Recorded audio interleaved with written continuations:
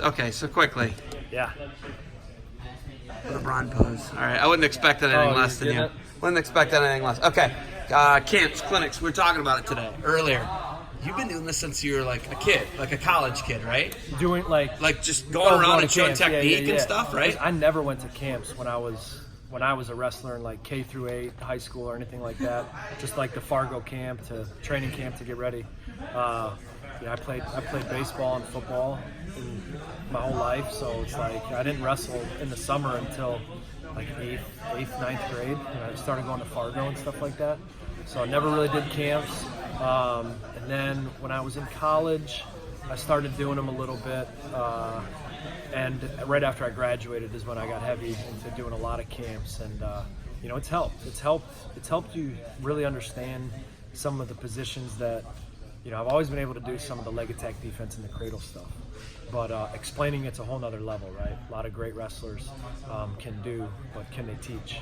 And doing so many camps and clinics has really honed my ability to communicate what I want to when it comes to certain situations and positions. So, like you're saying, doing is way different than explaining, right? Yeah. So it's like what Ben Askren does. That's not easy to explain. No, so actually, much feel to everything too, right? Yeah, he stopped by Columbus about a week or two ago, and we had the same discussion, like, how did you develop this? And I was like, I've kind of always done it, and not a lot of it was taught to me. I mean, I had excellent coaches, but some of the unique things that I do were just kind of made up and tinkered with and troubleshooting, and then being able to communicate it to whether it's the college team or a camp or whatnot. How I learned how to do that was just by doing camps.